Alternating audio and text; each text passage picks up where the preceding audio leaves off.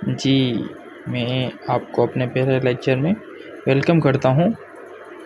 मेरा पहला लेक्चर है और मेरा यूट्यूब चैनल भी नया है। सबसे पहले आप मेरे यूट्यूब चैनल को सब्सक्राइब कीजिए। ढेर सारी नई वीडियोस के लिए जो कि हम इंग्लिश लैंग्वेज और स्पेशली बच्चों के लिए बहुत सारे टॉपिक्स जैसा कि पोएम हो गया और मुख्तलिफ़ चीज़ें जो है ना इनको कवर करेंगे बच्चों के लिए, क्योंकि बच्चे मेरे दिल के बहुत करीब हैं। They are close to my heart very very. आइए हम अपने लेक्चर की तरफ चलते हैं। हमारा लेक्चर है आज का पार्ट्स ऑफ स्पीच के ऊपर। आज हम जो हैं एक ही पार्ट ऑफ स्पीच कवर करेंगे, बच्चों के हिसाब से ओवरव्यू देंगे। सबसे पहले हम देखते हैं कि पार्ट ऑफ स्पीच होते कितने हैं। पार्ट ऑफ स्पीच जो है ना, पार्ट ऑफ स्पीच इसका मतलब ये है कि बात करने के तरीके और किस किस हिसाब से इन पे ग्रामर के हिसाब से बात की जा सकती है। सबसे पहले आ जाता है नाउन, उसके बाद आ जाता है प्रोनाउन, उसके बाद आता है एडजेक्टिव, उसके बाद आ जाता है वर्ब, उसके बाद आ जाता है एडजेक्टिव, उसके बाद आ जाता है प्रीपोजिशन, उसके बाद आ जाता है कंजक्शन और इंट्रोडक्शन। इन सब को हम लिस्ट वाइज प्ले लिस्ट के हिसाब से जो है ना सारों को पढ़ेंगे। आज के लिए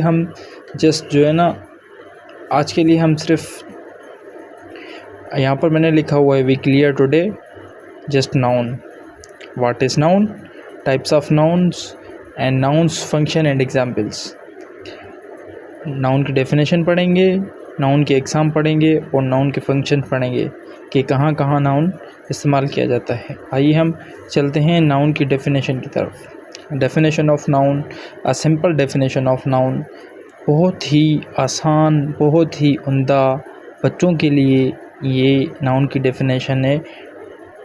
it indicates that they are word that refers to place, people और थिंक। इसको इस तरीके से पढ़ सकते हैं, it is a noun which use as a people, place और थिंक।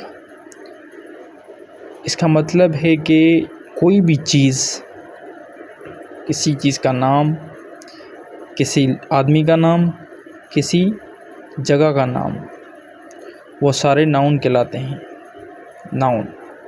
सारे नाउन कहलाते हैं। इसके एग्ज़ाम्पल जैसा कि हो गया बस, जैसा कि हो गया कार, जैसा कि हो गया हाउस, जैसा कि हो गया अली। ये सारे एग्ज़ाम्पल्स हैं और इनको ये सारे मुख्तलिफ़ अक़साम से निकले हुए हैं, नाउन के मुख्तलिफ़ अक़साम से। जैसा कि हो गया शूज़, जैसा कि हो गया कंप्यूटर, इन सारों को हम नाउन बोलेंगे जब तक ये किसी जुमले में इस्तेमाल ना हो, जब तक किसी सेंटेंस में इस्तेमाल ना हो। सेंटेंस के अक़साम हम बहुत जल्दी कवर करेंगे। और उसके अलावा ये हैं types of noun. Types of noun हम एक चार्ट की मदद से पढ़ेंगे। सही है, पहले हम टाइप्स ऑफ नाउन के नाम पढ़ते हैं, उसके बाद डेफिनेशन और एग्जांपल के साथ मैं आपको समझाता हूँ। आप देखें कि पहले है सिंगुलर नाउन, उसके बाद है प्लूरल नाउन, उसके बाद है कॉमन नाउन, उसके बाद है प्रॉपर नाउन। नाम से ही पता चल रहा है कि कौन कौन से किस तरीके से हैं नाउन। उसके बाद है कंपाउंड नाउन, उसके बाद है कंक्रीट नाउन, उसके बाद है एब्स्ट्रैक्ट नाउन, उसके बाद है कलेक्टिव नाउन। सही है, देखें आप कि ये 8 अक़साम हैं, 8 किस्म हैं नाउन की। अब सबसे पहले हम सिंगुलर नाउन किसी भी, हमने बचपन में फर्स्ट क्लास में बच्चों ने यही पढ़ा होगा, मुज़क्कर और मुअन्नस, सिंगुलर और प्लूरल। सिंगुलर और प्लूरल देखें हैं, वन पर्सन, प्लेस और थिंक। डेफिनेशन ही इसकी सिंपल बन रही है, सिंपल डेफिनेशन।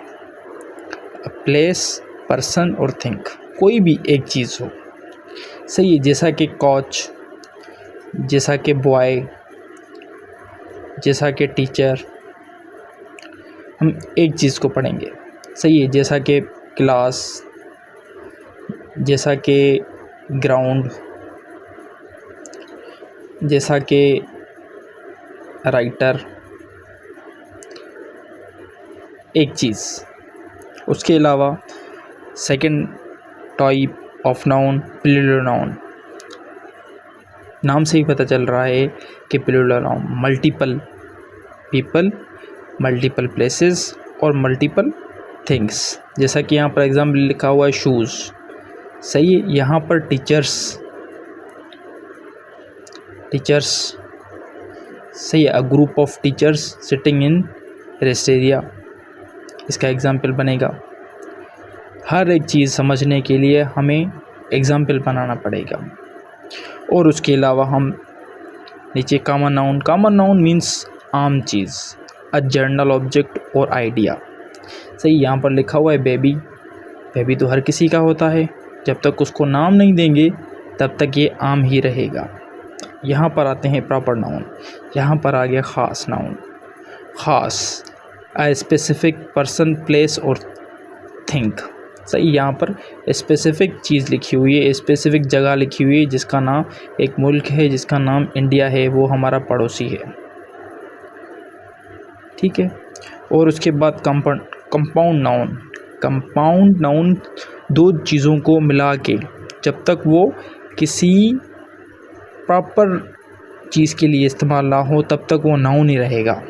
सही है, 2 words और more words combined as a noun often they are proper। सही है, जब तक वो प्रॉपर नहीं बनते। सही है, बट नॉट यूज ऑलवेज। सही है, ऑलवेज इस्तेमाल ना हो एज अ प्रॉपर नाउन। ठीक है। स्पेसिफिक ओशियन, पैसिफिक एक, ओशियन दूसरा, दो चीज़ों को मिला के ये बन रहा है कंपाउंड नाउन। ठीक है। उसके बाद कंक्रीट नाउन उस चीज़ को बोलते हैं जो कि मुख्तलिफ़ अक़साम में बहुत सारी हों। सही है, a noun that can be perceived through the 5 senses, जो कि हम 5 सेंसेस से देख सकें और सुन सकें। सही है, जैसे कि हेयर्स, जैसे कि स्टूडेंट्स जो काउंट हो सकें। सही है, काउंट ना हो सकें, सॉरी, बहुत सारे स्टूडेंट्स होते हैं। ठीक है। एब्स्ट्रैक्ट नाउन वो चीज़ है जो कि हम सेंसेस से नहीं देख सकते, हम जस्ट फील कर सकते हैं। A noun that can be perceive through the 5 senses. सही है, सेंसेस से देख सकें। सैडनेस हम फील करते हैं, जैसा कि हैप्पीनेस, लोनलीनेस। और उसके बाद आ जाते हैं collective noun a specific group और पीपल, प्लेस और थिंग। जैसा कि बहुत सारे चीज़ें एक जगह पे कलेक्ट की जाएं, उसको जो है ना हम कलेक्टिव नाउन बोलते हैं। जैसा कि स्टूडेंट एंड क्लासमेट्स। सही, कलेक्टिव बहुत सारी जगहों को मिला के। उसके बाद हम पढ़ते हैं फंक्शंस एंड एग्जाम्पल्स। सही है, पहले मैं इंग्लिश पढ़ता हूँ इनकी, उसके बाद आपको आसान करके समझाता हूँ। In the English language noun do not often denote. सही है, डिनोट होता है मीनिंग और their own. They must function with other part of language to form sentence and create meaning. Almost noun always link to verb since the person, place or thing that are denotes is usually doing something when written or speaking। Noun का function यही है कि वो हमेशा verb के साथ होता है। सही है, जैसा कि हमें पता है एक जुमले में सब्जेक्ट, वर्ब प्लस ऑब्जेक्ट होते हैं। सब्जेक्ट और वर्ब, सब्जेक्ट हमेशा नाउन होगा, वर्ब वही नाउन होगा जो कि वर्किंग परफॉर्म करेगा, काम परफॉर्म करेगा।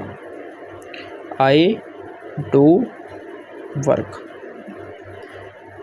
मैंने, आई मीन्स ये प्रोनाउन हुआ, पर यहाँ पर इंस्टीट्यूट ऑफ नाउन यूज़ हो रहा है, ठीक है। डू, मैंने काम किया, सही, वर्क।